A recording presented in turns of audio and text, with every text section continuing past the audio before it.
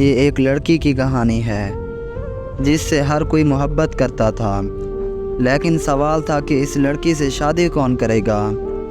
کہا جاتا ہے کہ نوجوان نے اپنے والد صاحب سے کہا، میں ایک لڑکی سے شادی کرنا چاہتا ہوں جسے میں نے دیکھا ہے اور جس کے حسن و خوبصورتی اور دلکش آنکھوں نے مجھے محصور کر دیا ہے۔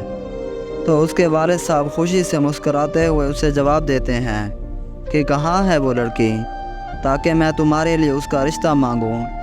جب وہ دونوں لڑکی دیکھنے جاتے ہیں تو والد بھی اس لڑکی کے حسن سے متاثر ہو جاتے ہیں اور اپنے بیٹے سے کہتے ہیں کہ سن بیٹا، یہ لڑکی تمہارے لائق نہیں ہے، تم اس کے بالکل بھی قابل نہیں ہو۔ یہ تو ایک ایسے آدمی کے لیے ہے جو زندگی کا تجربہ رکھتا ہو اور جس پر بھروسہ کیا جا سکے، جیسے میں۔ وہ لڑکا اپنے والد صاحب کی بات سن کر بالکل حیران ہو جاتا ہے اور کہتا ہے کہ نہیں، آپ جو کچھ مرضی کر لیں، میں نے شادی اسی لڑکی سے کرنی ہے اور کسی سے نہیں کرنی۔ پھر وہ دونوں جھگڑتے ہوئے پولیس اسٹیشن چلے جاتے ہیں تاکہ مسئلے کو حل کیا جا سکے۔ جب انہوں نے پولیس آفیسر کو اپنی کہانی سنائی، افسر نے کہا کہ اس لڑکی کو بلاؤ، ہم مجھ سے پوچھتے ہیں کہ وہ کس کو چاہتی ہے، بیٹے کو یا پھر والد کو۔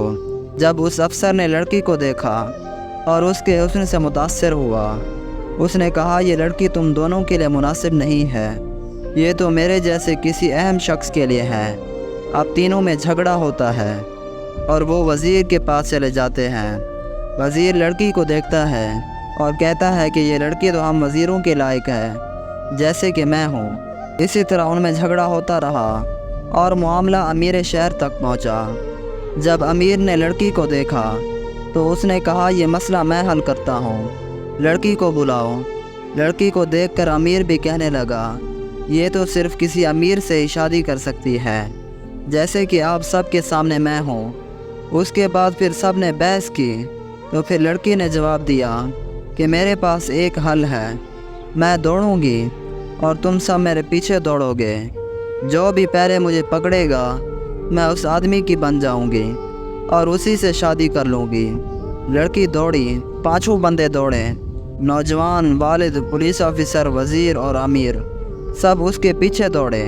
اچانک دوڑتے ہوئے پانچوں ایک گہری کھائی میں جا گرے۔ لڑکی اوپر دیکھ کر کہتی ہے، کیا تمہیں معلوم ہے کہ میں کون ہوں؟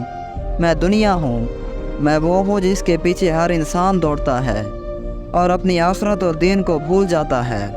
وہ سب کے سب میری تلاش میں لگے رہتے ہیں، یہاں تک کہ قبر میں جا گرتے ہیں اور پھر بھی مجھے حاصل نہیں کر سکتے۔